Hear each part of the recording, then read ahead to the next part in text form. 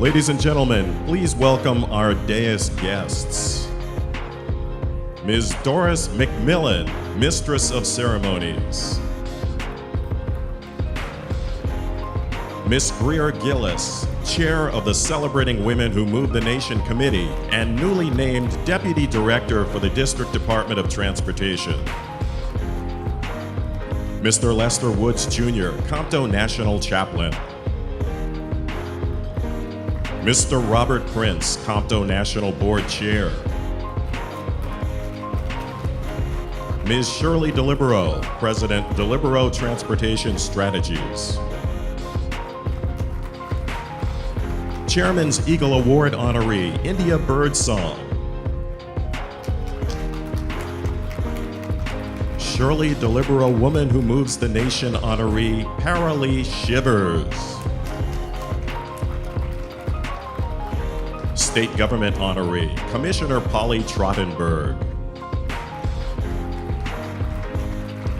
Public Transportation Federal honoree, Carolyn Flowers. Public Transportation honoree, Yesela Yort. Public Transportation honoree, Ann Dawson August. Private Sector honoree, Cynthia Jones Parks.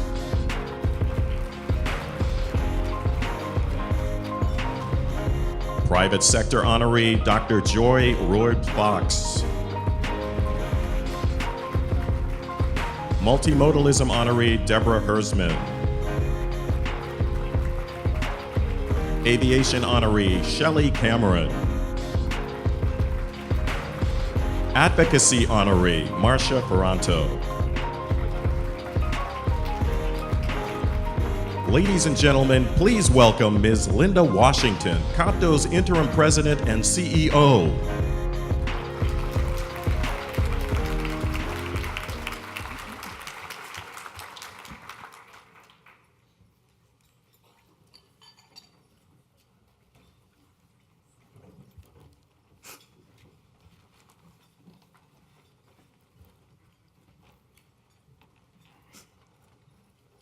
See how they sort of obey.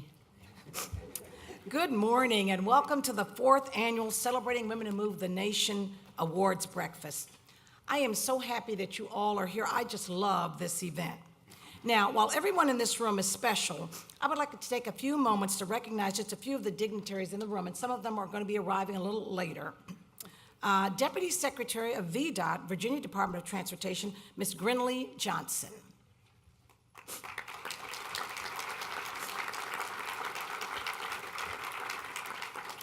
And Sandra Norman, Civil Rights Division Administrator, Virginia Department of Transportation. We caught you getting coffee. And then we have the Assistant Commissioner, Rosa Rojas, for New York City DOT.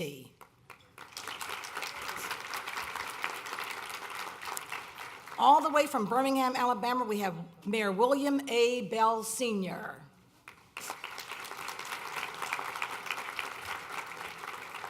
We also have from the Birmingham City Council, Jonathan Austin, Council President and District 5 Representative.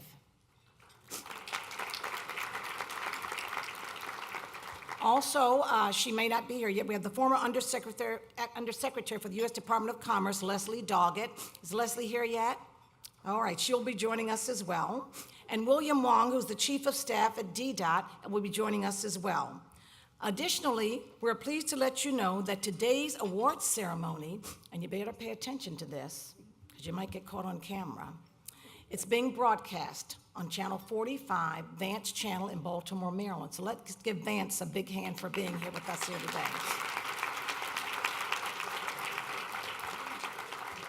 So Doris McMillan always warns me, watch what you're doing at all times, Linda, so I'm warning you also. So congratulations to all of our honorees.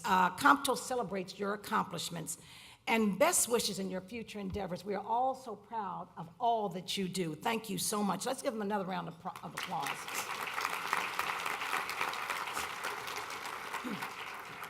Now, the number 4 seems like a very special number this year. As I mentioned, this is our 4th annual awards breakfast, and this is Comto's 44th year of celebrating Comto and celebrating leveling the playing field. And most importantly, I am celebrating my 24th birthday today. That was rude. Okay, in my dreams. But I'd like Jaleesa Coffey to come forward. Where are you, Jaleesa? Probably running around somewhere. I'd like to thank Jaleesa Coffey, who is the event planner, and I'm sure that she is somewhere event planning. But Jaleesa Coffey and Sydney Phillips have done an incredible job in planning and managing this event. Both young folks, and as you saw when you came in, your registration was on those iPads, and they got you in here, gave you your ticket, and you were ready to go. So let's give them a round of applause, even though they're not here. So thanks again, and enjoy the awards breakfast. Ladies and gentlemen, please welcome Ms. Greer Gillis, Committee Chair for Celebrating Women Who Moved the Nation.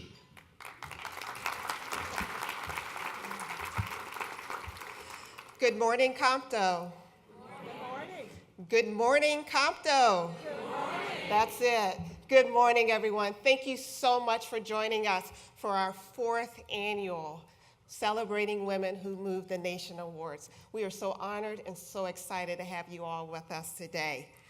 You know, much of this planning began last year after our last event, and we thought, number one, how can we outdo what we did last year?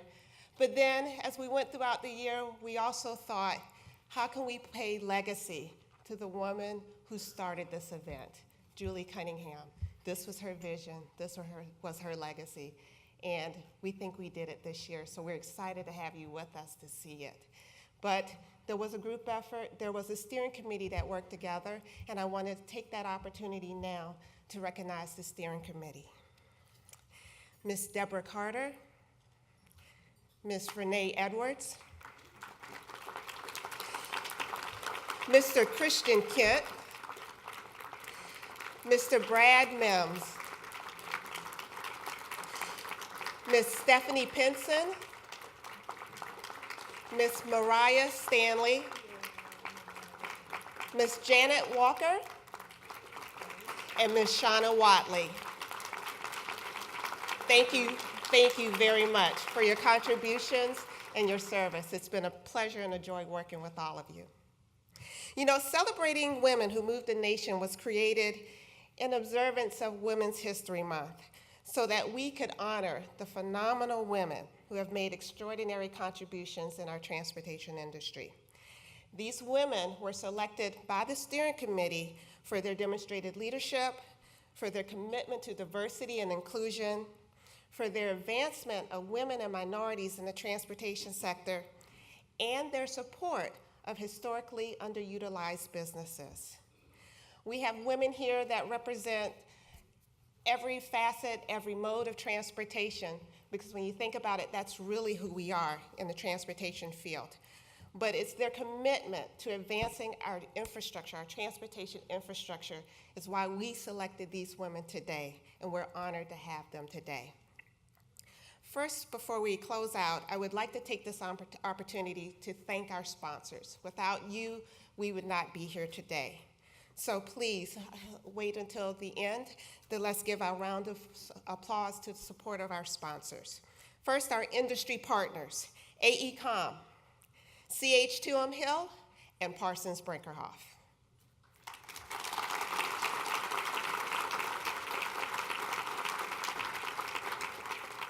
Our silver sponsor, Holland & Knight. Thank you. Our bronze sponsors, the American Public Transportation Association, Chicago Transit Authority, and the Philadelphia International Airport.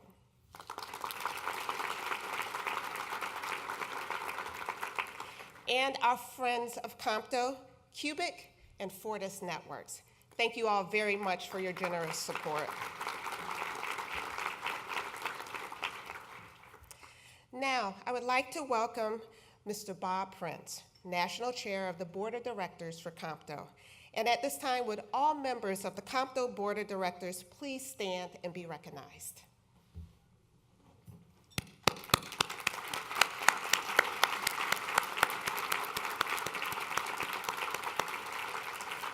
Thank you for your leadership of this great organization.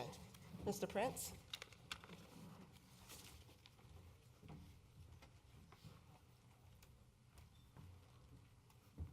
Well, once again, good morning, Comto. Good morning. You know, it's just wonderful to sit out here and look at all these wonderful faces. I'm sure that Julie is smiling down and saying, you did it again. And thank you all for being here. It is truly an honor for me to stand here before you as your chair, but as a friend of Julie and a friend of most of you in this audience, and hopefully soon to be friends of all of you in this audience, I am pleased and honored to be here today, and I look forward to a wonderful breakfast, and I look forward to wonderful companionship and working with all of you here as we celebrate the legacy of a wonderful person. So with that, I want to say good morning. Thank you.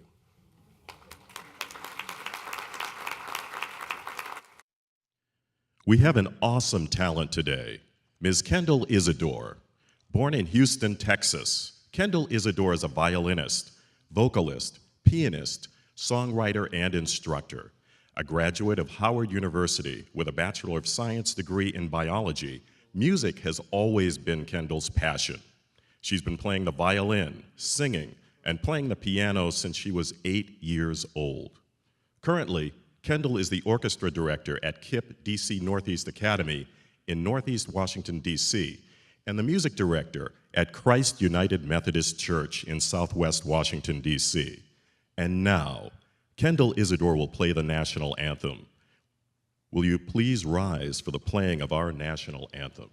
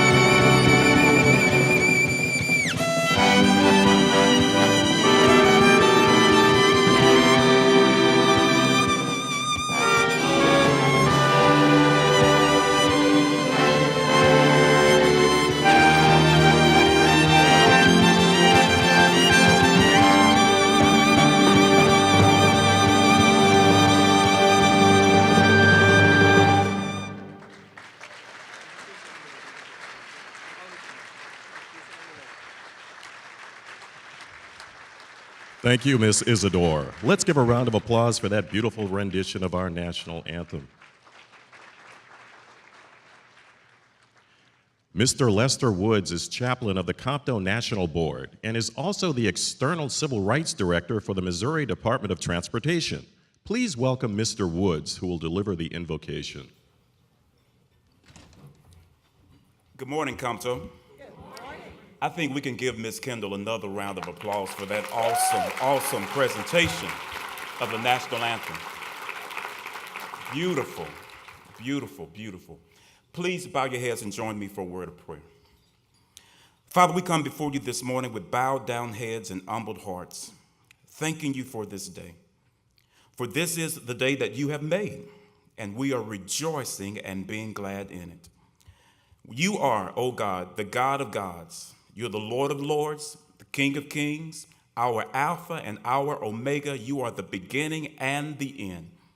And Father God, we thank you for traveling grace and mercy for those of us who have traveled far and near, over the highways, byways, railways, and airways to attend this day of celebrating women who move the nation. We thank you, O God, for the trials, tribulations, and the triumphs that each of these awardees have endured to reach a level of accomplishment that they have achieved. So God, we invoke your presence into this place. We pray multiple blessings upon the leadership, members of the Conference of Minority Transportation Officials, its sponsors, partners, and its constituents. We're all here and responsible for carrying out equal opportunity for all people. We are all God's people. Therefore, we pray for divine favor, bountiful blessings upon those who are in the business of blessing other people.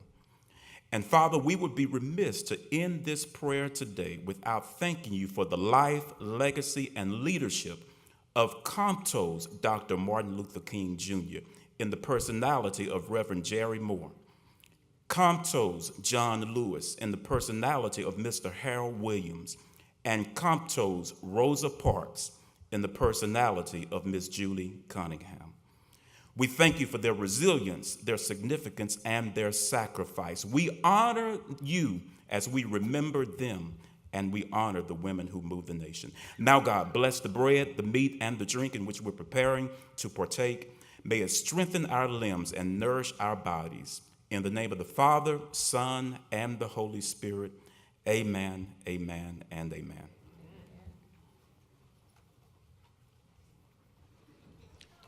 Breakfast is served. Bon appetit.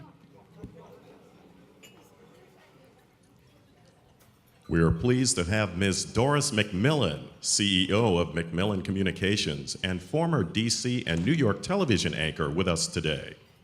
Please welcome Ms. McMillan.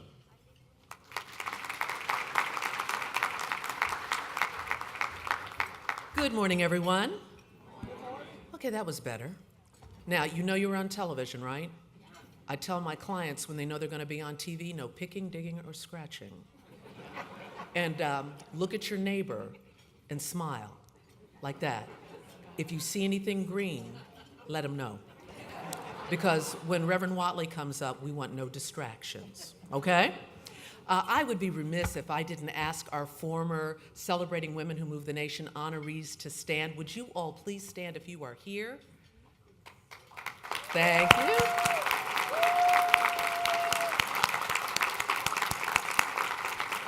Thank you so much. And I would like to make some other acknowledgments. Therese McMillan, you can stand back up again. She is the acting administrator of the FTA. Would Matt Welbus, executive director of the FTA, also stand? He just left. Okay. Well, give him a hand anyway. Therese, you can tell him we applauded, okay? I'd also like our WMATA board members to stand. Catherine Hutchins, I think she was an honoree last year. Yes, thank you. We have Anthony Giancola. Where are you? Okay, give him a big wave. Big wave. There you go. Harriet Tregoning. There she is. And interim CEO Jack Requa. Thank you so much. Thank you all so much for being here, and thank you to our past honorees. You may continue to finish your breakfast if you haven't already, as I ask Ms. Shauna Watley, Senior Policy Advisor for Holland and Knight, to join us on stage to introduce our keynote speaker. Ms. Watley.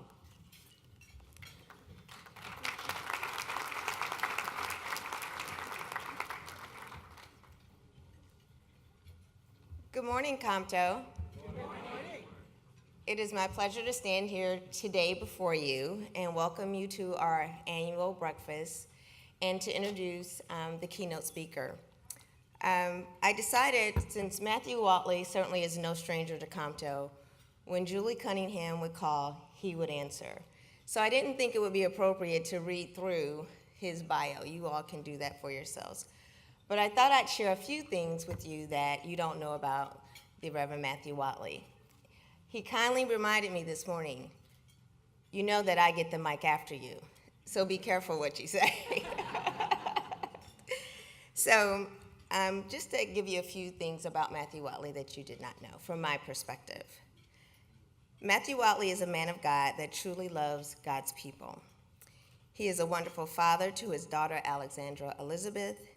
He's a native of New York, so his yes is his yes, and his no is his no. You never have to guess where he stands on an issue. He will kindly tell you, which was a little bit of a surprise for me because I'm from Nebraska, and you never tell people exactly what you mean. He is a member of Alpha Phi Alpha Fraternity Incorporated. He's a man of integrity. He supports women in ministry by empowering them, encouraging them, and employing them. And not all men can say that in ministry, and I'm very proud of that. And he also supports me. I am his wife. He is my friend. He is my pastor, and I tell him constantly, you know, I would still allow you to be my pastor even if I didn't marry you, which I think is the best compliment that I could possibly give him. And he is a true man of God. And it is my honor to introduce you to the Reverend Matthew Watley.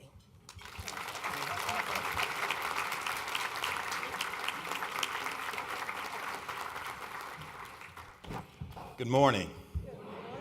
They do this to me every time. How do you follow your wife? Except to tell a little business of our own. So since I've been given only 14 minutes, I will rush around the protocol to just share with you that many years ago, Sean and I had the opportunity to vacation down in Mexico.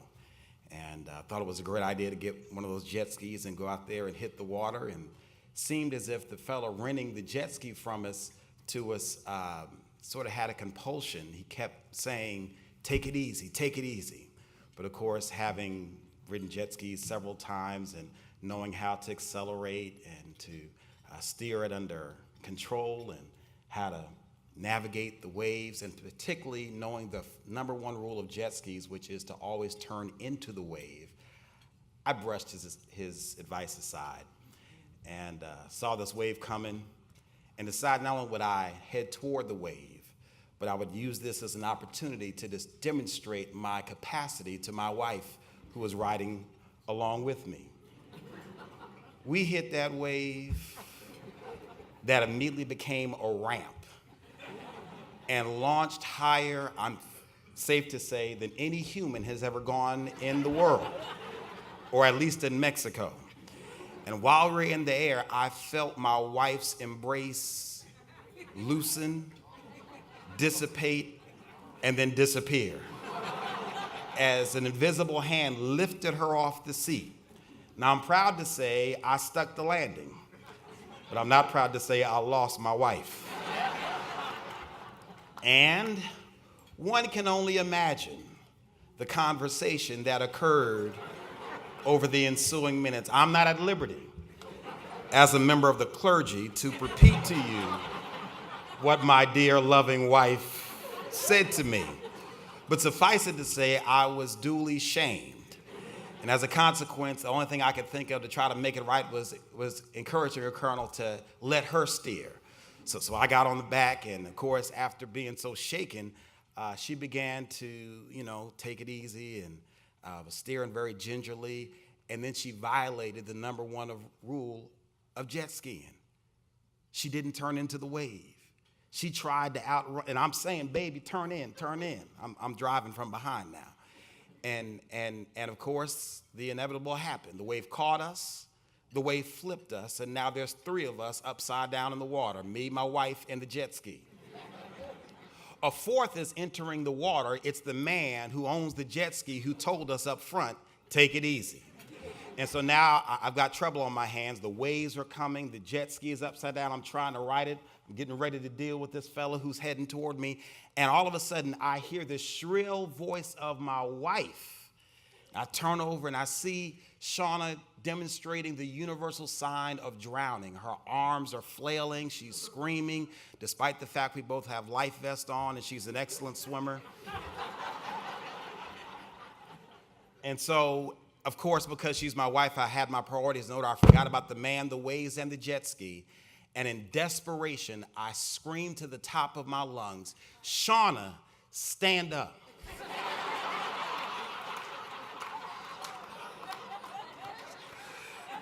Since we were only in 4 feet of water. Yeah, I thought I'd share that little story. And by the way, I did get permission to tell it because I have good sense. Because I believe it's instructive for several reasons. First of all, it reminds us as leaders of the most important rule of leadership, which is listening. Man told me up front, take it easy. And there's a leadership theory known as structuration theory, which suggests that in any organization, whenever you enter into it, there are scripts. People will tell you stuff that's not printed in the employee manual and does not occur anywhere in the work agreement between the union and the company. But these are the unwritten rules that govern the space. And only those who are clinically insane or amazingly insecure are the ones who think they know it all and are unwilling to listen. But may I suggest to you that if you fail to listen, you, like me, will crash and burn. It's the second thing I wanted to share with you from my little circuitous story this morning was simply the idea that as we go forward in leadership, one of the things we have to remember is to follow the rule of the jet ski. Always deal with trouble head on. Now, I know that's not a popular thing to say within a culture that no longer takes seriously the concept of individual responsibility.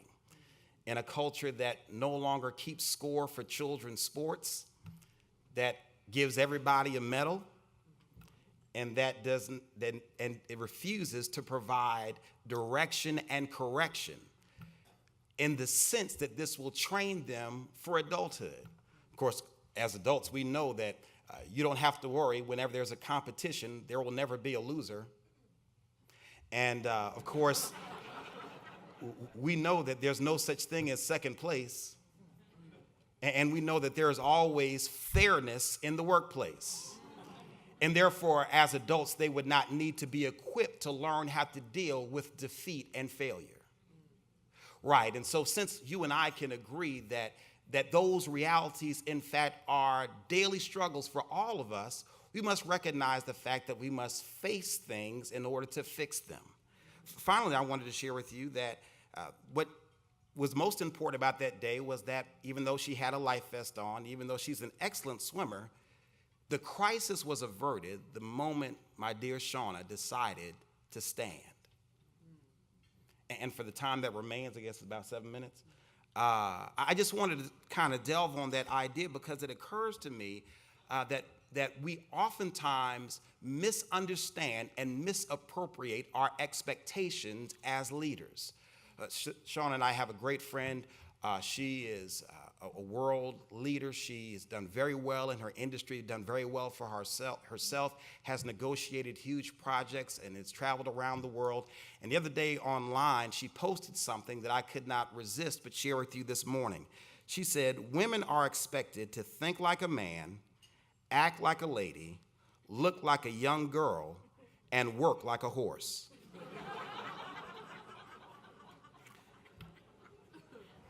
I suspect that there are many persons in this room that can find some semblance of truth in that statement. And I suspect there are some more folks on this stage that can really relate to the conflicting, contradictory, social and cultural, structural barriers of entry that women uniquely have to face. In other words, women are simply continuing to be judged by a different standard. It occurred to me that women are required to do things that as men we're just not required to do. They're required to perform in ways that men are simply not expected to. I thought about it in the concept of gymnastics. You know, it's hard to flip and twirl and spin. But in gymnastics, there's a field called the balance beam that only women compete in. And the flipping and the twirling and the spinning that's difficult on the ground now must be accomplished on a less than 4-inch beam. And I said to myself, a man must have come up with that sport. And sure enough, Friedrich Ludwig John was the inventor of the balance beam. And it's not surprising because we always seem to put our sisters in positions where they're expected to do the extraordinary in unbelievable circumstances. And it's always a balancing act, isn't it? If you're too strong, you're angry. And if you're too weak, you're passive and manipulative. There's always a two attached to whatever it is women are expected to do and are expected to perform as if they're standing on the floor. It occurs to me, however, that the real challenge for womanhood, and I suspect if we had the time to interview our honorees this morning, they would suggest to us that while it is true that they have been able to get to the lofty places in their own careers and vocations because of their talents and abilities and skills and knowledge, the reality is what has kept them where their skills have brought them is not necessarily their talent and their ability, but it's something else. It's something more secretive and much more important. It's the ability to deal with all of the stuff that women uniquely have to deal with. I did say stuff, right? The stuff, the innuendo, the double standards, the slights, the being constantly overlooked even though you were the one expected to do the brunt of the work, the harassment, the being evaluated by different measures, the being judged by different criteria, the being asked to take the notes and get the coffee despite you being the senior person in the room, to be asked to take up the food after the meal and to have to endure inappropriate jokes that are not funny. And with all of those things, not becoming bitter and angry, not losing sight of focus and determination, continuing to push with extraordinary determination towards one's goals, one's ambition, with new drive and determination. I would suggest that what makes these women spectacular is not just the skills that they bring to the table, but their capacity to push forward while living life on the balance beam. Moreover, I would suggest that what allows them to stay on the balance beam is that they've learned the secret of real leadership. You know, if you get to any level of leadership, you'll discover not only is it a lonely place, but disrespect is part of the unofficial job description. And what's amazing is if you're going to be efficient and impactful, you've got to learn how to release those things so that they don't consume you and you're able to do your job with acuity. And so in my last 3 minutes, I just want to teach you something. I'm a professional. In my last 2 minutes and 50 seconds, I just want to teach you a concept that I believe will be helpful for today and the years to come. Everybody make a fist. All right, ball it up a little tighter. A little tighter. All right, now squeeze with everything you can. Don't hurt yourself, but give it everything you can. Hold it, hold it. All right, now let go. What did you just learn? It's painful to hold on to stuff. It drains you of your energy to hold on to stuff. And you're unable to grasp hold of anything else as long as you're holding on to stuff. We celebrate not simply talented women, women of no mean ability, women of no mean skill and knowledge, but we celebrate women who've been able to release all of the stuff, I did say stuff, that they've had to endure so that they've been able to make a difference, not just for themselves, but for those organizations that they serve and for the communities in which they serve. And so it is my honor to salute them with you today. And the reason I know so much about these women is because I married one just like them. Her name is Shauna, and I'm a blessed man for it. God bless you.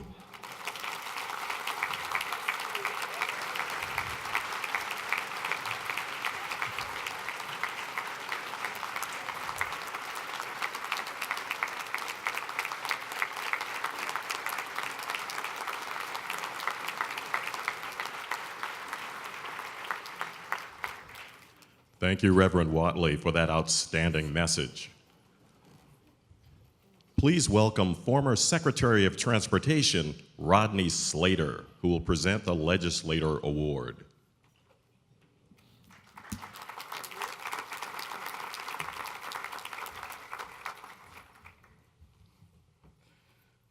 First of all, I'd like to thank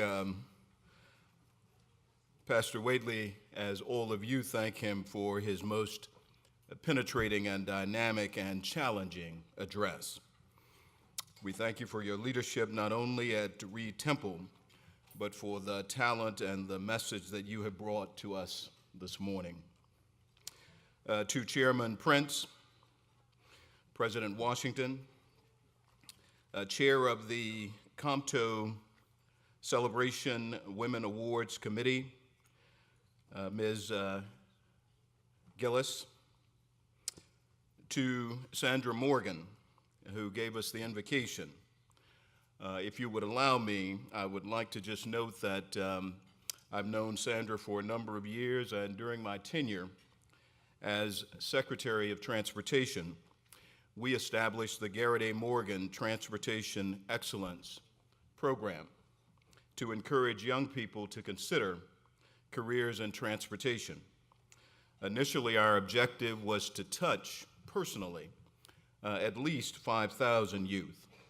And over our tenure, with Sandra's help and the help of her family and the 100,000 dedicated professionals at the Department of Transportation, we touched more than 2.5 million young people. And so I thank Sandra for keeping alive the wonderful work and tradition of sacrifice and excellence of her great-grandfather. And we thank him for his invention of the traffic light so early in the history of transportation, so as to provide a most important safety device, not only to direct us in our travels from home to work and to those places that give life meaning safely, but to show us what genius is all about, even when there are those who question your ability to contribute, to make a difference, to offer of yourself.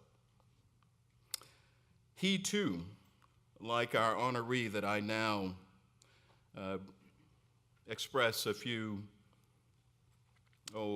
heartfelt comments about, lived life on the balance beam. Congresswoman Norton is a most effective and determined legislative leader. She asks for no quarter, and she gives none. Her voice is a voice of persuasion, a voice of not demanding people through force, but commanding them through the power of persuasion. I got a chance to meet her personally in 1992 when I was traveling then with Governor Clinton and he was seeking the presidency. And we came here to our nation's capital, and we had the good fortune to gain the insightful advice of one who was wise as a serpent and harmless as a dove. Not only did she and the president run down Constitution Avenue to show of their vitality and strength and love for one another, as they had been in law school at Yale together, before he would come back to Arkansas and before she would travel to the Deep South as well, to take those very gifts of a legal education and offer them to those of my beloved South. those who were willing to work from can't see in the morning until can't see at night, slap to smack, dusk to dawn, kin to king. She was willing to take that most precious of education, the legal education that she had gained from one of the finest law schools in the land, to go to Mississippi and all across the South to make the case for those who wanted to just have an opportunity to mount the balance beam, to give of themselves, to make of themselves what God would want them to be. And so this distinguished legislator, keen and insightful and daring in her legal education, one who helped to steer this, our nation's capital, through its financial crisis, and one whom I had the joy of working with on such projects as the LaJoy Park project around Howard University, where we took transportation dollars to actually invest in that community, much like with the legislation she helped to pass. Record-level legislation in both highways and transit and aviation and maritime, even to the benefit of communities beyond this community, where we were able to invest literally billions upon billions of dollars in transportation. And she helped us to preserve the set-aside program within the Department of Transportation. Many of you have forgotten that battle, where there was the effort to just do away with this provision that would give women and minority-owned businesses and individuals and companies that Comto would care about the opportunity to equally participate in the walk along the balance beam in the service of our great nation. She fought that fight with us, and we were able to mend and not end that program. And today, and there are those in this room, entrepreneurs, contractors, planners, who are enriched by that program. And they are in this room because while they are enriched, they enrich by giving back to organizations like Comto. And so it is in that spirit that I come humbly to say thank you from a friend and from me and from a community for the start that she helped to give us in '92 and the service that she gives today to our current president. We thank Congresswoman Eleanor Holmes Norton for continuing to use that brilliant, exacting, and skilled mind to help us craft the kind of policy and the kind of future so necessary for us to not only mount, but to master the balance beam. And so to this person who has lived a life of purpose and continues to do so, to this person who has lived a life of joy and continues to do so, to this person who has lived a life of consequence and continues to do so, we say in a heartfelt manner, thank you.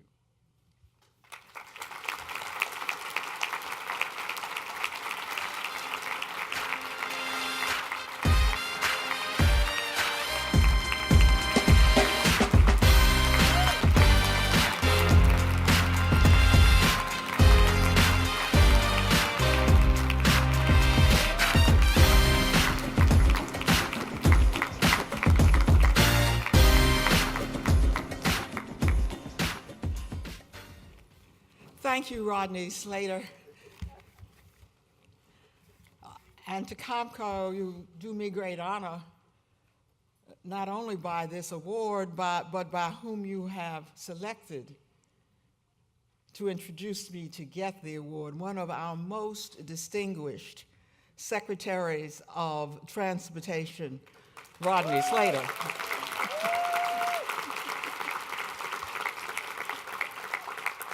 You know you have a friend when he tells you everything but the punchline of the story.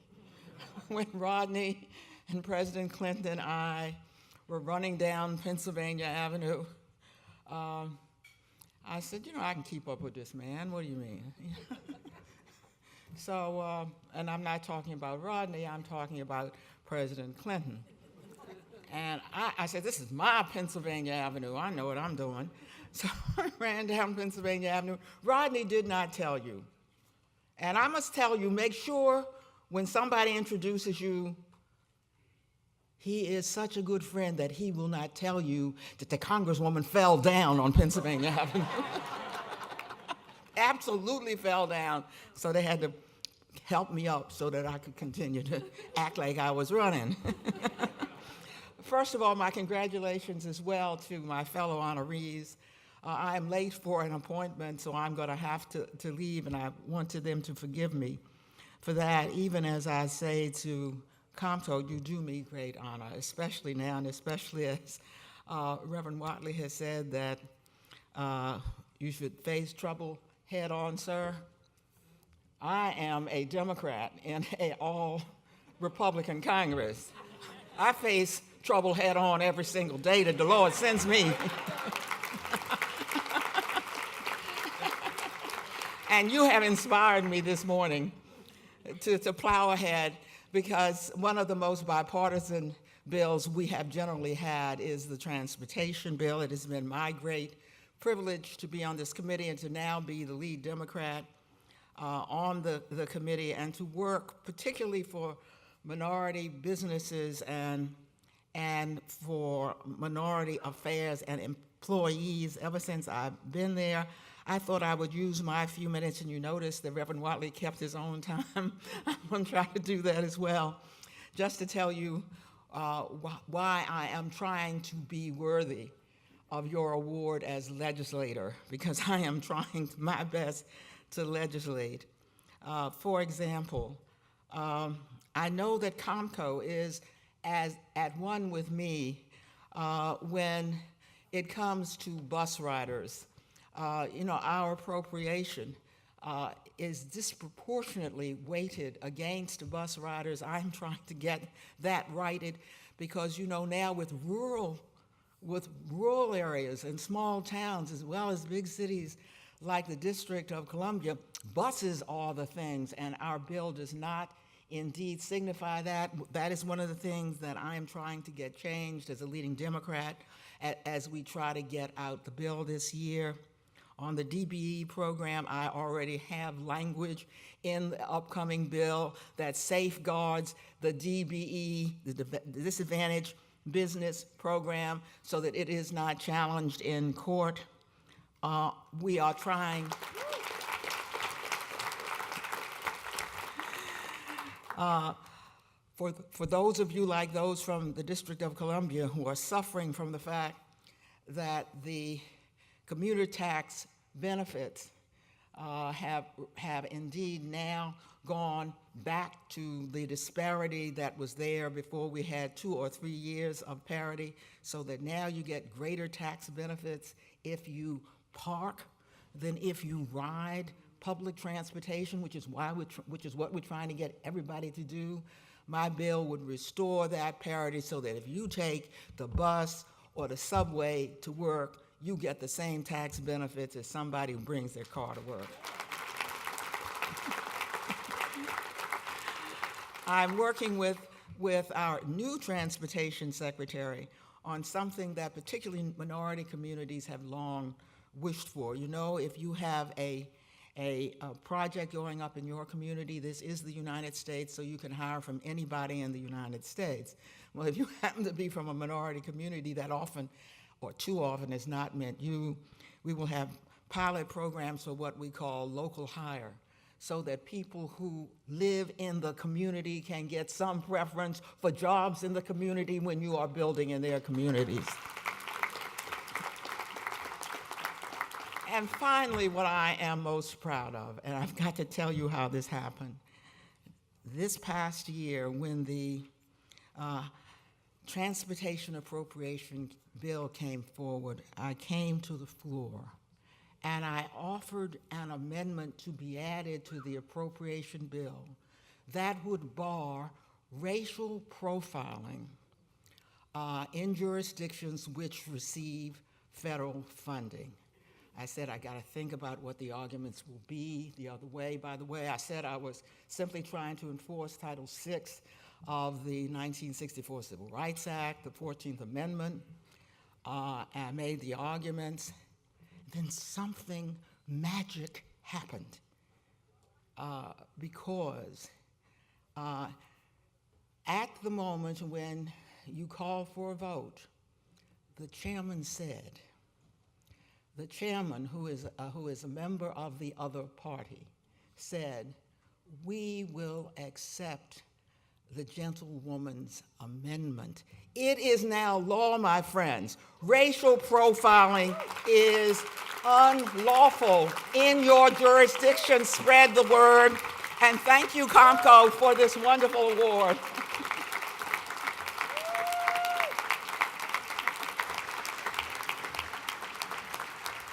Thank you, Congresswoman Holmes Norton. And now, ladies and gentlemen, I present to you Comto's 2015 Celebrating Women Who Move the Nation honorees. Comto, celebrating women who move the nation. Each year, Comto pays tribute to outstanding women who are advancing the transportation industry. This year, the Conference of Minority Transportation Officials honors 13 extraordinary women who are making a difference in the transportation industry. These honorees are the senior leaders from across the nation, and their professional achievements and pioneering spirit have opened career paths for women across the country. These are leaders whose contributions have set exceptional examples to be followed for generations to come. From policymakers to high-powered executives, these 13 women are among transportation's most influential players and represent a full cross-section of the industry, including academia, aviation, advocacy, legislation, multimodalism, the private sector, the federal government, and state government. Presenting Comto's 2015 Celebrating Women Who Move the Nation honorees. Advocacy honoree, Marcia Ferranto, President and Chief Executive Officer, WTS International. Aviation honoree, Shelley L. Cameron, Chief Operating Officer, Philadelphia International Airport. Legislator honoree, Congresswoman Eleanor Holmes Norton, Ranking Member, House Subcommittee on Highways and Transit. Multimodalism honoree, Deborah A.P. Hersman, President and Chief Executive Officer, National Safety Council. Private Sector honorees, Cynthia Jones Parks, President and Chief Executive Officer, Jones Worley, and Dr. Joy Roadfox, President and Chief Executive Officer, Roadfox Construction Control Services Corporation.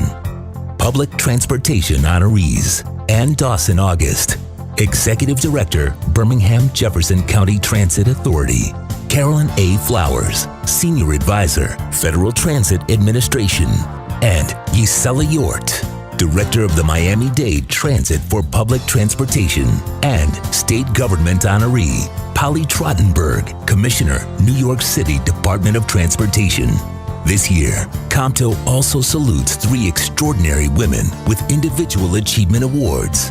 As a tribute to Julie Cunningham, Comto's former and beloved President and CEO, the 2015 Chairman's Eagle Award recognizes an outstanding Comto emerging leader who best exemplifies the leadership traits of Julie Cunningham. This year, the Chairman's Eagle Award is presented to India Birdsong, Senior Manager Bus Supervision and Instruction for Chicago Transit Authority. Ms. Birdsong has been instrumental in helping to identify national emerging leaders with their tireless work for Comto's subcommittee. The Shirley DeLibero Comto Woman Who Moves the Nation Award is presented each year to a visionary pioneer who makes significant impacts to the transportation industry. This year, the Shirley DeLibero Comto Woman Who Moves the Nation Award is presented to Paralee Shivers.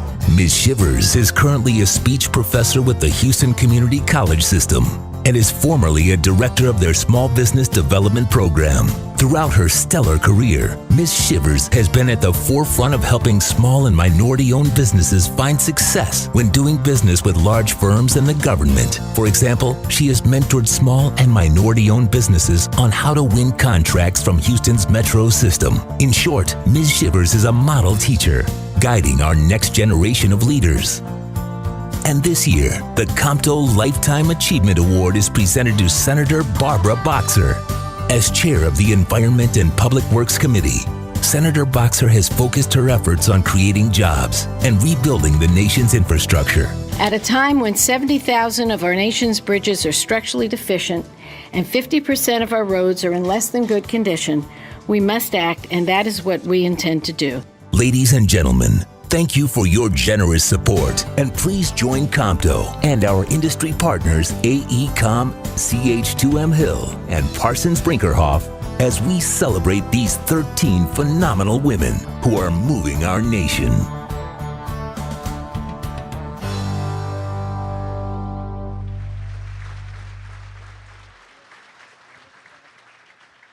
Ladies and gentlemen, please welcome Robert Prince, Comto National Board Chair.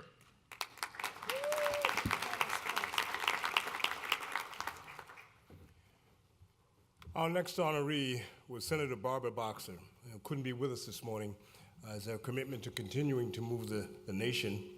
She was called to hearing, but however, we will hear from her. Please pay attention to the video. Hi, this is Senator Barbara Boxer, and I want to thank the Conference of Minority Transportation Officials for giving me the Lifetime Achievement Award. I was so proud to lead the transportation bill, MAP 21. It passed the Congress with overwhelming bipartisan support in 2012. And it was very important to me, important to preserve the protections which ensure that projects are made available for minority-owned businesses. And I did that by supporting and fighting for the Disadvantaged Business Enterprise Program. As President Obama said so eloquently in Selma, and I quote him, "We know the march is not yet over," unquote. And that is why we must ensure that minority businesses have the ability to compete. Our federal transportation programs, they're paid for by all Americans who use our roads. So I believe that the opportunities created by these programs should be available to everyone. Now today I'm calling on you to make your voices heard because we need a robust, multi-year transportation bill that will support millions of jobs for American workers. MAP 21 is set to expire on May 31st, very soon, and Congress has to act to avoid a looming funding crisis. So I urge you, in the strongest terms, to speak to your senators and your House members about the importance of federal funding for transportation and the importance of passing a transportation bill very soon, this spring. I am very worried about getting it done. But I do know this, if we continue our efforts to ensure that America has a strong, safe transportation infrastructure, if we make our voices heard, we will succeed. So again, I want to thank you for my award. I will treasure it.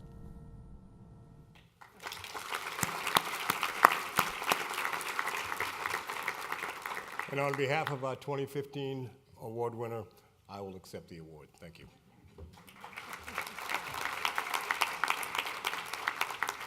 Ladies and gentlemen, please welcome back to the stage violinist Kendall Isidore.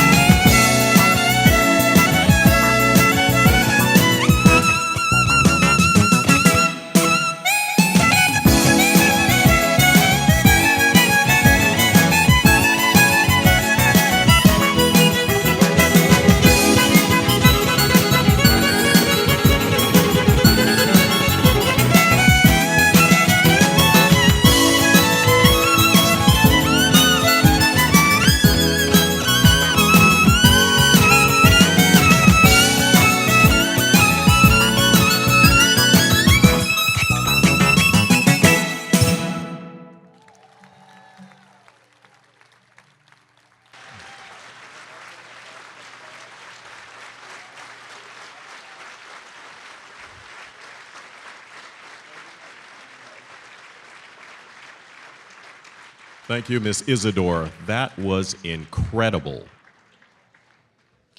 Ladies and gentlemen, the following Comto board members will present the next Celebrating Women Who Move the Nation Awards.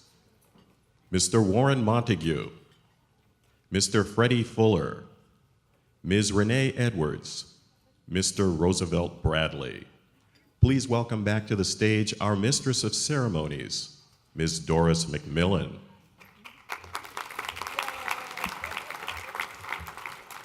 Isn't our announcer doing a fabulous job?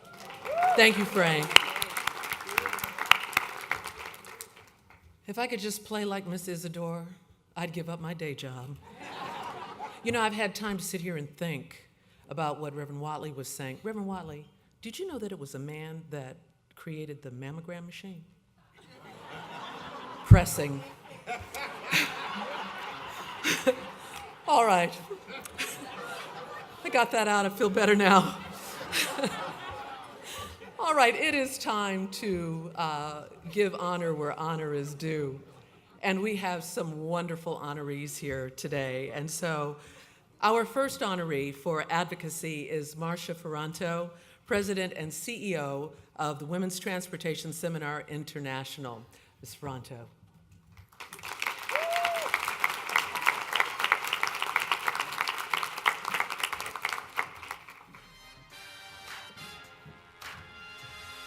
I should have been waiting because I only have 2 minutes. Thank you so much to Comto. It is one thing to get an award, but to get an award from a fellow association within the same industry is truly, truly an honor. And on behalf of the entire WTS staff, some are represented here today. I feel like I should put each and every one of their names on the award also. We thank you. I have an untraditional career path. I have led an untraditional career path. I was a single mom of 4 daughters, and I'm sure some of you can relate to that. Maybe not 4, but something. And in fact, I have 1 and 3 here today. I really should have given them names, but they're okay with that. And I would be remiss if I didn't say that my husband Larry is here this morning. He lives on the West Coast, and he made it here for breakfast this morning. Thank you. Hope you enjoyed it. So starting off with owning a payroll company to building a $30 million museum to helping the state of Delaware launch a tall ship, I find myself in Washington leading an association whose mission is to advance women in transportation. And I can tell you that there is never a morning that I wake up that I don't think what we're about to do today really matters. It matters to our members, it matters to our corporate partners, it matters to the entire industry. I don't need to tell you the data, we all know it. The workforce gap is quickly approaching. And WTS is facing that workforce gap by helping both the public and the private industries close that gap through the advancement of women. We are not an organization that is a women's organization. We are an association whose mission is to advance women. And who better to do that than the men that are holding those positions? We are 15% men in our membership. The day that we get to be 50% men in our membership, we will be making the needle move. So thank you very much to Comto. This is truly an honor. Thank you.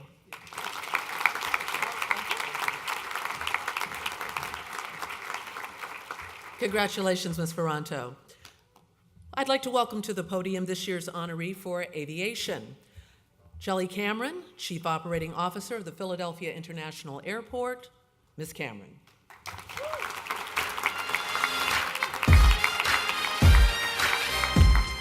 Good morning. I want to start off by telling you all that I love my job. And I really mean that. I love my job.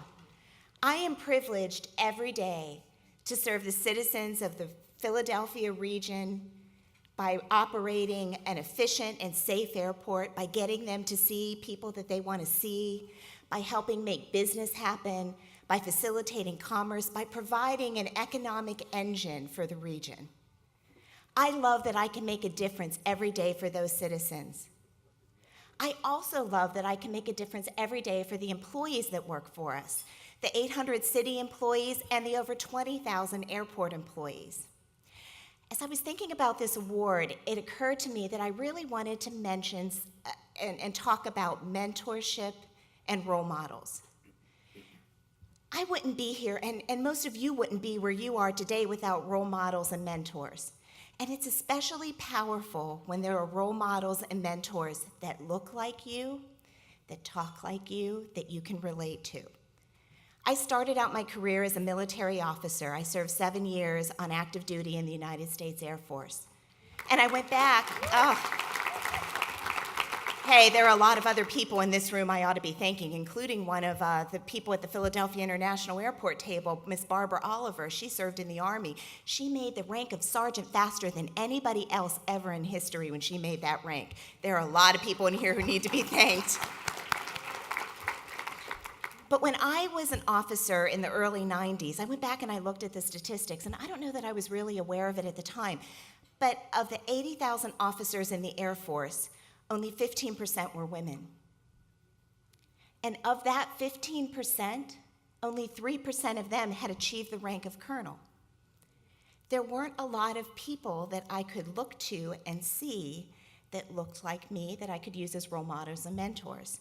And so as I've moved through my career, it wasn't always all that great in airports either. And as I've moved through my career, and as now all of a sudden I find myself in the role of being a mentor and a role model, I find that it's an incredible responsibility, and I want to challenge all of you to think about that every day.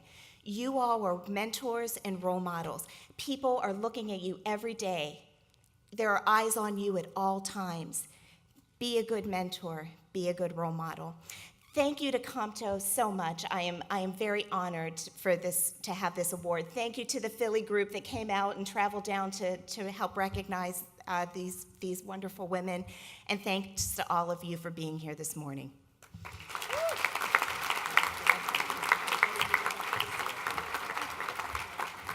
Congratulations, Ms. Cameron. This year's honoree for multimodalism is Deborah Hersman, President and CEO of the National Safety Council. Ms. Hersman.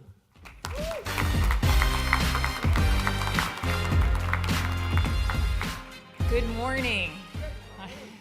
I think my theme today is grateful. I am incredibly grateful to be recognized with so many distinguished women. It's a real honor. I'm incredibly grateful to be inspired by Isn't She Lovely in a way that I've never heard it before. I'm incredibly grateful to be able to do a job that I love and that I care about. And Revlon, I'm incredibly grateful for that balance beam. It allows you to see things from a different vantage point, and sometimes it allows you to get a different perspective. There's been a lot of talk about good to great in the program, talking about Julie. And there's another woman, and her name was Rosalind Carter, and she said, a good leader takes people where they want to go, but a great leader takes people where they need to go. And I think when we talk about good to great and leadership, sometimes it's about making those tough decisions, sometimes it's about doing things that might be unpopular. But for me, my career was shaped by safety in transportation. And at the NTSB, we often talked about, from tragedy, we draw knowledge to improve the safety of us all. And I'm incredibly grateful to have had a career in public service. Now I get to work for the National Safety Council. And I want to say that it's really nice to be on the front end of preventing deaths and injuries than having to be on the back end and go and look after something terrible has happened. And so all of you in this room are leaders. All of you in this room have the opportunity to do the most important thing when we talk about good to great, and that's to make sure every single person who works for you, who works with you, who you work alongside, goes home at the end of the day the same way that they came in. So go out there and be good to great, and I am so grateful. Thank you very much.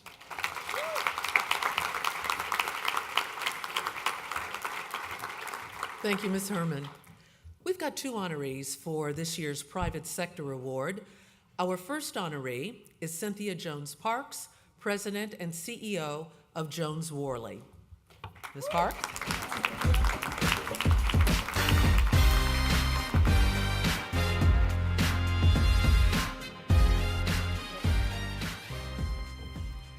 Good morning. I'd like to first congratulate my fellow honorees for this award that we're receiving here for your excellence. You women have also inspired me, and I've enjoyed the opportunity to get to know you this morning. I'd also like to thank the Comto board and staff for your hard work and commitment. And my clients. I have many clients represented here today. I'd like to thank you so much because you've entrusted to my firm more than 20 airport projects around the country and more than 15 transit authorities. Without you, we would not be in business, so thank you. As a young girl, I rode transportation from a dirt road to downtown, and that transportation transformed me from the person that I was to the person that I wanted to become. So I love public transportation. And as an entrepreneur, some would say that public transportation saved my business. It also invigorated it because in 2009, when things were plummeting and there was the stimulus package, within 2 years, my firm had 13 transportation projects activated. It made a significant difference to the sustainability of my business. And as I celebrate my 25th anniversary at Jones-Worley, I would like to thank God for grace and mercy, my constant companions on this incredible, amazing journey I've been on for more than 2 decades. Thank you.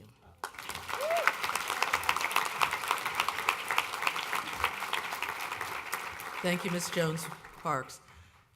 Joining me for our second Private Sector Award is Dr. Joy Roadfox, President and CEO of Roadfox Construction Control Services Corporation. And she is our next honoree for the Private Sector Award. Congratulations, Dr. Roadfox.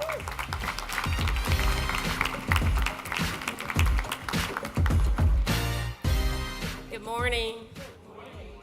I was reminiscing about my childhood a couple of days ago with my friend Jerry, and we were talking about how our mothers had us in the church, and we grew up in the church choir, and I thought about a song, the only song that my director would let me sing, so unlike Bob, I can't keep a note. But anyway, the song was, "The Lord is blessing me right now, right now." And who would have thought that that song would have so much meaning 35 years later? You see, not too many little girls from Durham, North Carolina have the opportunity to share the stage with so many innovative and remarkable women. Women who have proven that the glass ceiling is truly coming down in an industry that is often underrepresented. And so I consider today a defining milestone in my blessed journey. To say that I am honored does not even begin to quantify the depth of my gratitude. I know that I'm standing on the shoulders of giants. So many people have supported and believed in me along the way. You all know who you are. But I would be remiss if I didn't acknowledge the most amazing woman that I know, my mother, who is here today. Mom, I love you.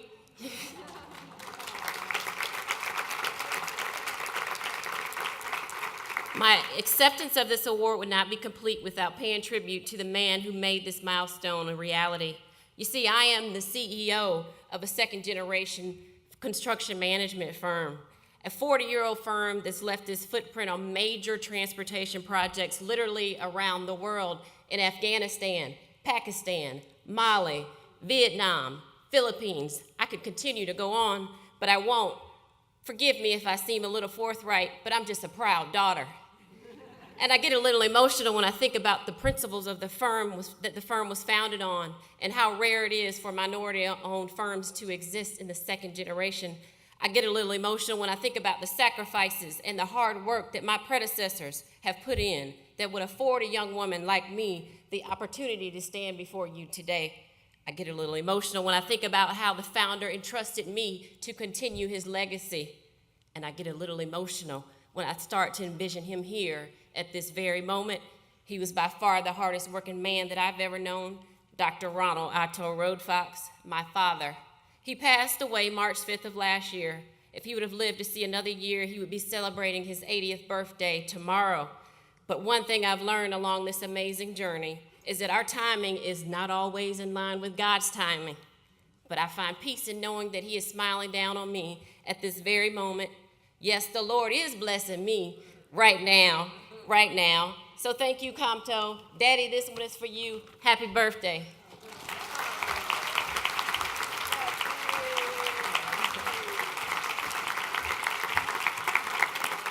Congratulations, Dr. Roadfox. We also have 2 honorees this year for the Public Transportation Award. I'd like to welcome our first honoree, Ann Dawson August, Executive Director of the Birmingham Jefferson County Transit Authority. Ms. Dawson August.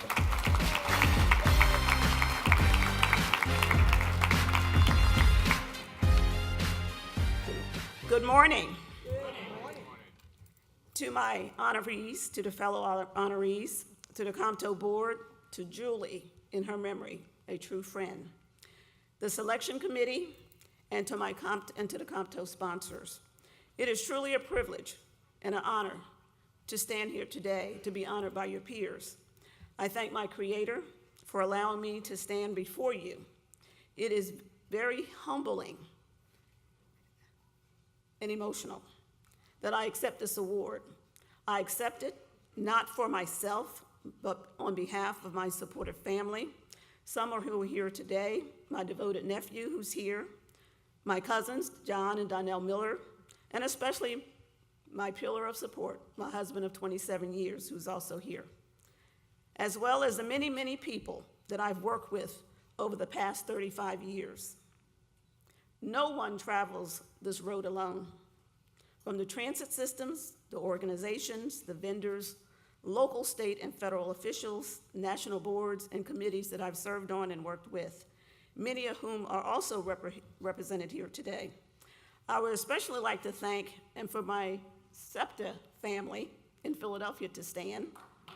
That's where I started my career in public transportation as an intern.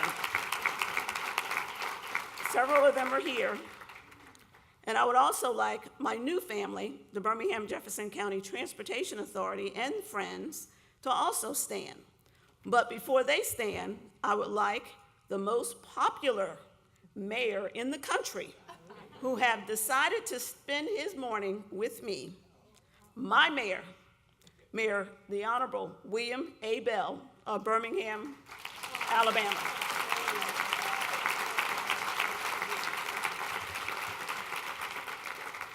The president of the city council, I'm not sure whether he's here this morning as well. His name is the Honorable Jonathan Austin. I just wanted to mention that, who took the time out of their schedules to come. Before I take my seat, I want to say that Birmingham has won the World Games. I wanted to make sure that all of you knew that from 2021, so put that on your calendar early so you can make sure that you're there. I also want to indicate before I sit down that this was a history-making weekend for Alabama and Selma. And this is also a history-making year. This is the 60th anniversary year of the Montgomery bus boycott. So it is truly an honor and a humbling and amazing experience to take this spiritual journey that I'm on and receive this award while I am serving the state and the city of Birmingham in Alabama. Thank you.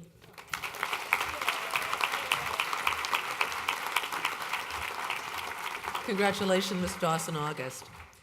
Our second honoree for the Public Transportation Award is Yesela Yort. She is the director of Miami-Dade Transit, and she is our second honoree. Ms. Yort.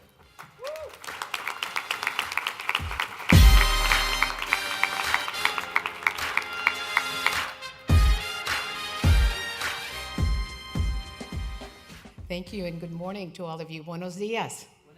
Buenos dias. I first of all want to thank Comto for this amazing recognition. Some of you who might know me know that I'm a pretty shy and retiring person and don't don't do well with recognition, but this is an organization whose goals I believe in, because it's an organization that allows people like me, the Cuban girl from Miami, to be able to be here sharing this with you. I also like to recognize the Miami people. I know Ken Jones, our president of our local chapter, is here, and some other folks. You'll recognize the Miami people. We're the ones that are wearing coats. But I would be remiss on this Women's Month if I didn't recognize just a super amazing woman. You know, all of us have our role models, and mine was the most amazing woman I know, or I knew, I still know her. I just have to talk looking up. It was my mother, Estela Yort, the original Estela Yort, as she used to say. You know, Mom came to this country after the Cuban Revolution with 2 little girls, 4 and 6, to join a husband who was already in the United States, who had been in the failed Bay of Pigs invasion. And they had come from a very comfortable life in Cuba. Mom was a college professor, my father was a veterinarian.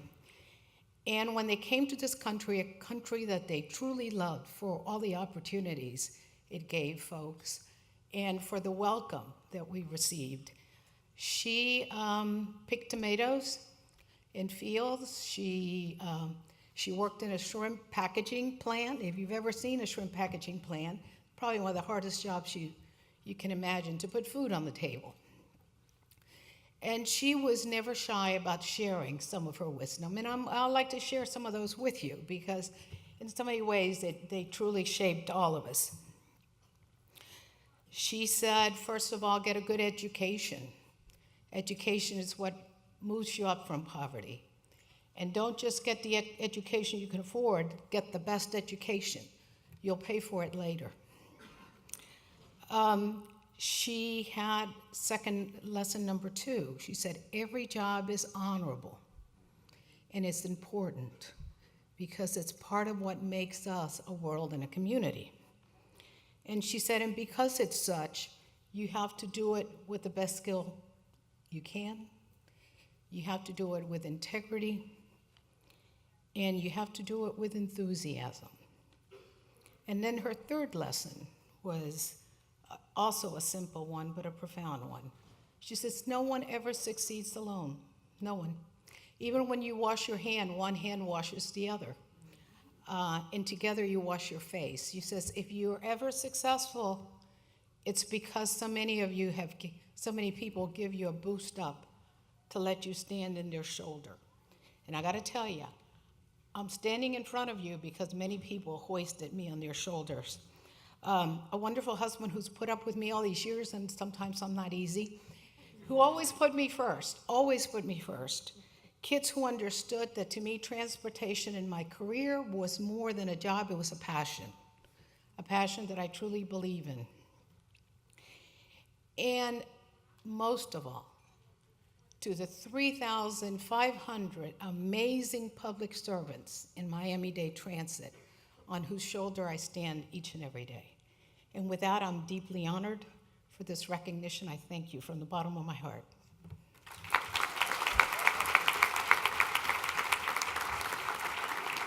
Congratulations, Ms. York. Our next award is for Federal Public Transportation. Our honoree is Carolyn Flowers, recently named Senior Advisor to the Federal Transit Administration. Ms. Flowers.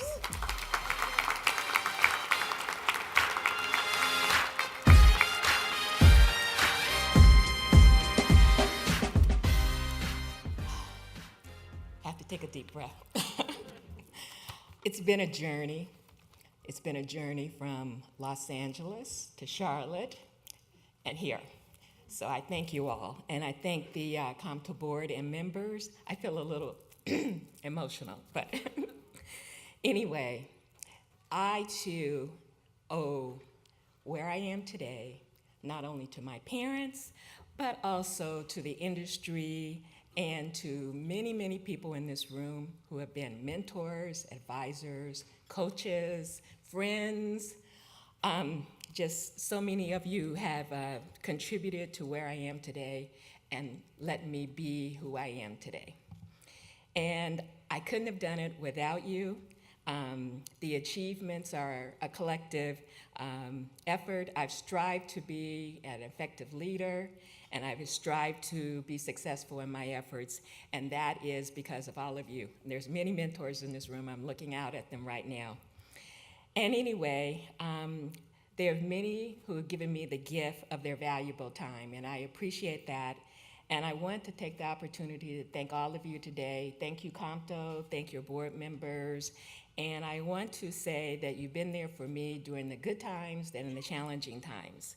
I hope that my career leaves a legacy, one that is a template for other women to aspire to be true to themselves and true to their dreams. I am reminded to continue to seek and do with all my heart and continue my mantra. I love my job. And so the journey continues, and so with Comto and the industry, I hope that I'm here to do and do more. Thank you.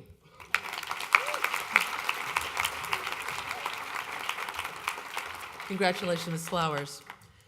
I'd like to welcome to the podium this year's honoree for state government, Polly Trottenberg, Commissioner for New York City Department of Transportation. Ms. Trottenberg.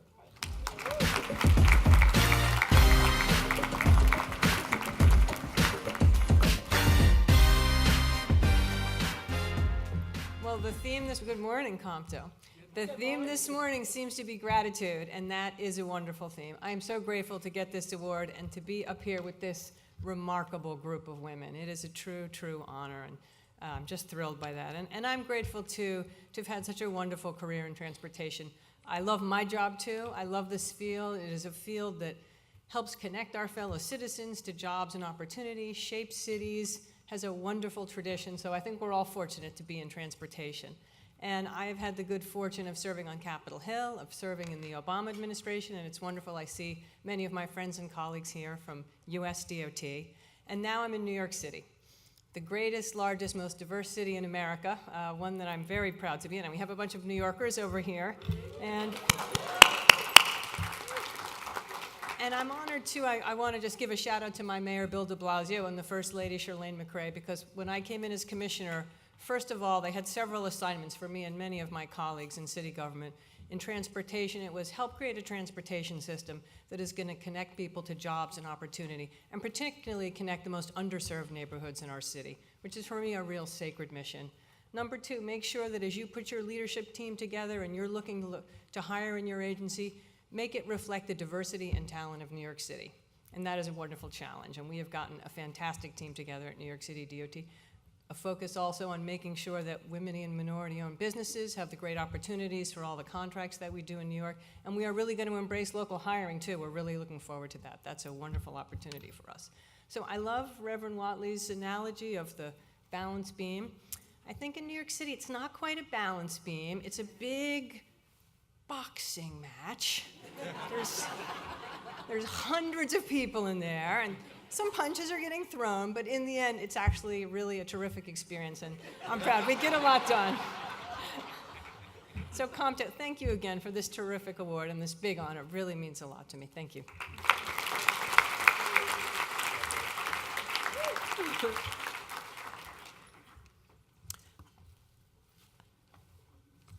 Our next honoree for the inaugural Chairman's Eagle Award is India Birdsong. You can start moving this way, Ms. Birdsong.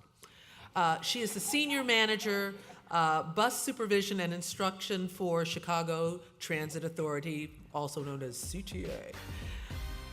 Ms. Birdsong, come on down.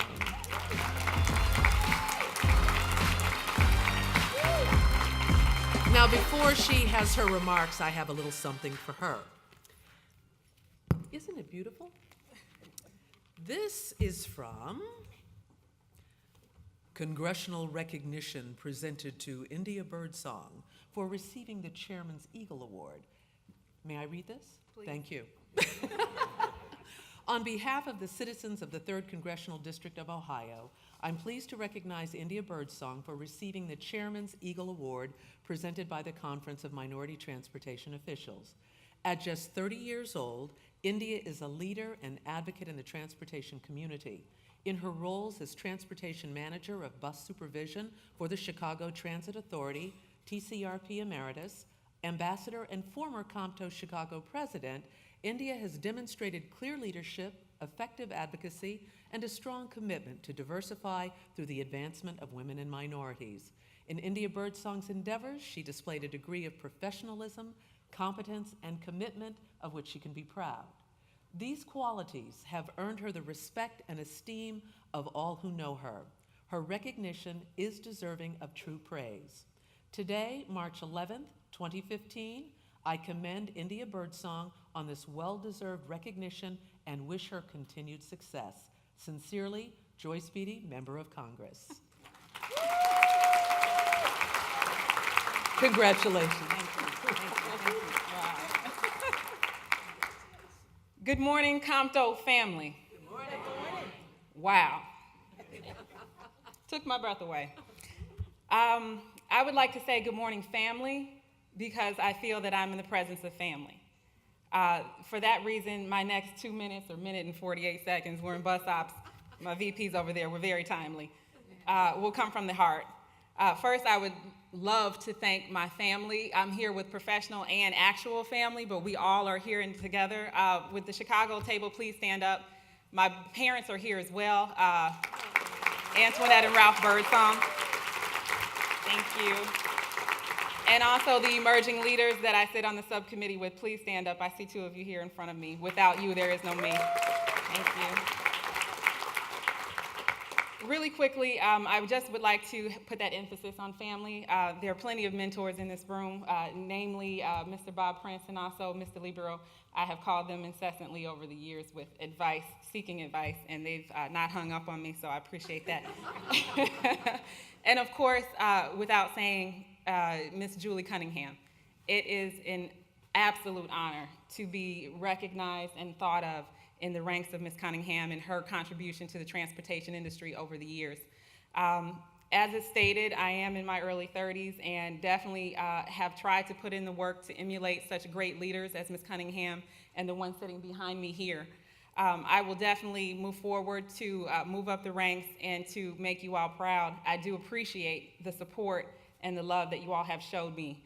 Comto is an invaluable asset to all leaders, as all of you are in this room. I do appreciate the time and your effort in celebrating with me today. Have a great day.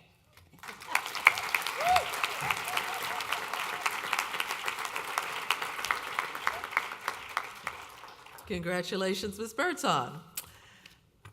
Now, you all know the next person as the Queen of Transit. What's her name? See? Need I say more? She has a long-standing and stellar career in public transportation. And as a tribute to Ms. DeLibero, the Conference of Minority Transportation Officials instituted the Shirley A. DeLibero Woman Who Moves the Nation Award. Ms. DeLibero, would you please join me at the podium?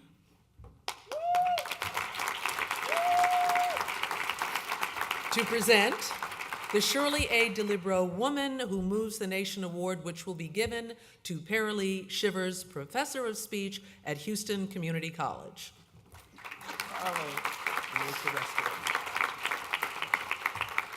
It's certainly an honor to give this award to Paralee Shivers. You saw the video, you saw all the wonderful things she's done for minorities and small businesses. But what I wanted to mention was what she's done for the youth. Youth Symposium is a big deal for Comto because we know that the youth are our future. And those of us who have aged now and going off to pasture, and I am going off to pasture, realize that the next generation, we need to be here to mentor them. And this woman has done an outstanding job. I had an opportunity to work with her when I was the CEO of Houston Metro.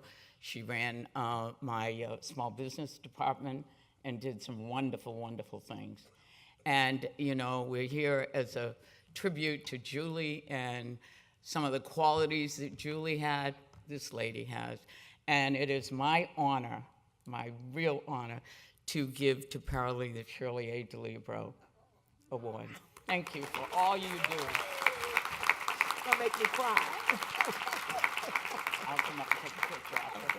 Good morning, good morning, good morning.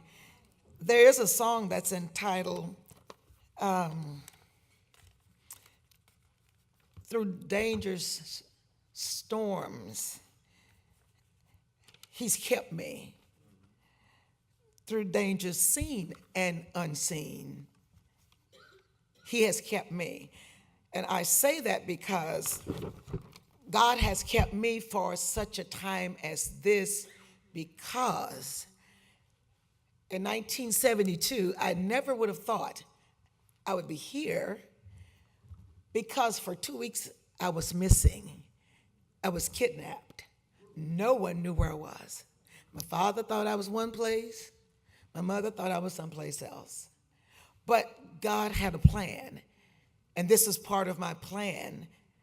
This is part of the destiny for my life. So Shirley, when she came to Houston Metro, we were so excited because she brought to us excellence. Not just a woman CEO, but excellence. That's what we grew up on. So when we became involved in Comto, that excellence continued as I began to serve under her leadership with Julie and people like Helen Dale. Helen, where are you? Stand up, Helen. Helen Dale, Margaret Harper, Ursula Ridley, Bob Prince, Ron Barnes, all these people are people that introduced me to Comto. There are many, many, many more. At that time, I had yet to meet Shirley, but when you can do the common things in life in an uncommon way, Mr. Libero, you will command the attention of the world. That's a quote by George Washington Carver. When Mr. Libero came to Houston, Texas, that's exactly what she did. She turned the city of Houston upside down in a good way. And she broke through the glass ceiling for women and minorities in a way that the city still feels the impact from top to bottom. So for that, we're thankful. To our 2015 CWWMN honorees, you inspire us, you motivate us, you challenge us. Thank you. I must say, to God be the glory, for He has done marvelous things in my eyesight. Without the tutelage of people like Mr. Prince, Mr. Libero, and we could go all the way down the line, our entire board of directors, the people that you see being honored today would not be what they are. And many people are saying that today, but I wanted just you to hear from my heart that when I think of Miss Shirley DeLibero, these are the words that come to mind, because this is an award that's given homage to her. The S is for strength. Shirley, you are a strong tower. You give women the feeling that we can do it. If Shirley can do it, we can do it. When I think about the initial A, I think about ambitious. When you came to the South to help we Houstonians get on track, better still, get a track. It's kind of short, y'all, but we got rail. That was an ambitious task, but you took the challenge. And the D is for determination. Shirley refused to give up. So many people in our city were so excited to see a woman come and not only say what I want done, but do it on time, before time, and under budget. For that legacy, we want to give you your homage, Ms. Shirley. And for me to be honored today, all I can say is Marianne Collier, she knows. Sophie Simeon, she knows. We've all worked with Mr. Libero. She worked you like a Hebrew slave, but that's okay. But that's okay. You sure feel awesome when the task is finished and you're victorious. So on behalf of the Houston chapter, Comto, where I serve as a member, on behalf of Houston Community College, our Chancellor, Chancellor Maldonado, my president, President Irene Pocarola, they extend the best wishes to you, but they now know there's more that we can offer our students than just the traditional careers. We can offer them careers in transit. That's what I intend to do. That's what I look forward to doing, and I love doing it because I don't have a job. I have a ministry. Thank you.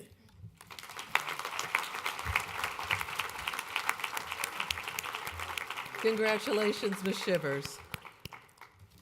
We're almost at the end. And could I have just a minute? Okay, 30 seconds. First of all, I want to thank God as well for how he has brought all these wonderful women here and who you all are role models. People are always watching you, and I've been watching you all morning. And I want to say I really am thankful for all that you have achieved because you give so much hope. And may I ask a shameless question? Do we have anybody in here who is not a member of Comto? This was not in the script. Come on. A friend of mine says, tell the truth, shame the devil. Do we have any non-Comto members in here? Okay, I see hands going up. Please join Comto. It's what makes us strong, gives us a voice, makes a difference in our communities. As a DBE, MBE, your E, my E, and a Comto member, I want to say thank you, Comto, for all that you're doing to help our communities grow and just to be the organization that you are. And I also would like to thank Linda Washington as well for her leadership. Thank you, Linda. Thank you. Thank you.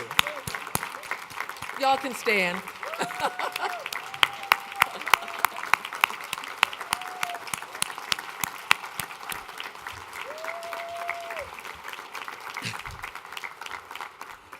She's going to get me after this is over.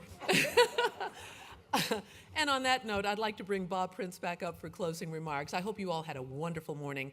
Be prepared, because next year, if it's possible, it happens every year, but it's going to get better than ever. So thank you all so much.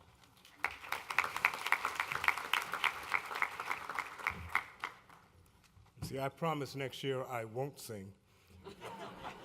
But before we close this program today, I'd like to mention that Shelton Russell from the American DBE magazine is here with us today and has copies of the magazine outside the door.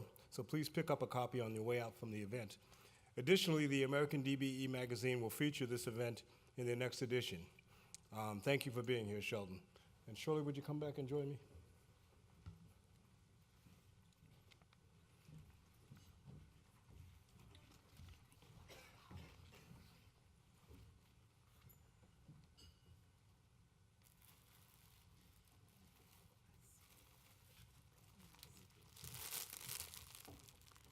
Linda, would you join us on the podium?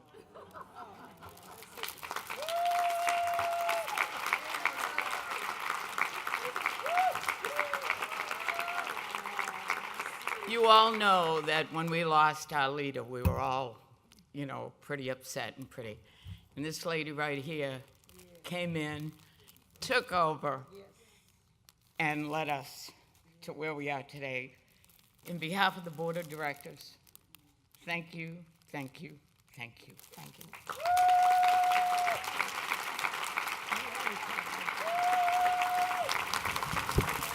Lovely.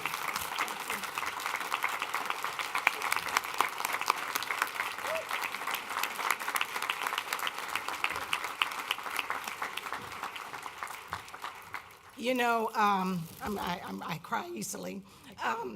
But I knew Julie a long time ago when I was at USDOT, and I would meet with Julie every year regarding Comto.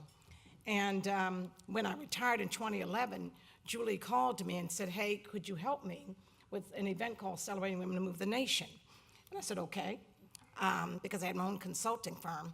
And so I did it. And then she called me the next year, and she said, you know, Linda, I have some health problems. She said, everybody agrees that you should be interim president and CEO. And I said, okay. And so a few months later, she passed away. And I agree with everybody here. God has a plan for everybody, and that we were supposed to be together, and that was what I was supposed to do. So this has been a labor of love for me, and I appreciate you giving me the opportunity to do this. Thank you so much.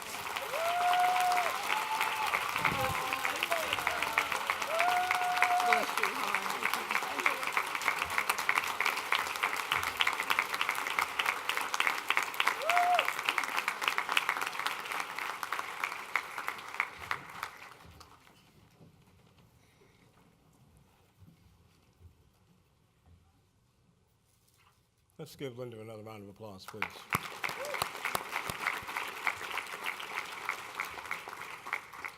I'd also like to give a round of applause to the voice of Comto, Mr. Frank Oglesby.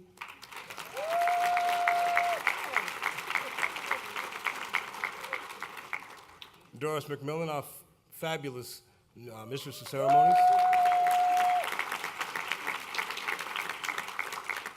And the Celebrating of Women Who Move the Nation committee and all of our sponsors and excellent volunteers.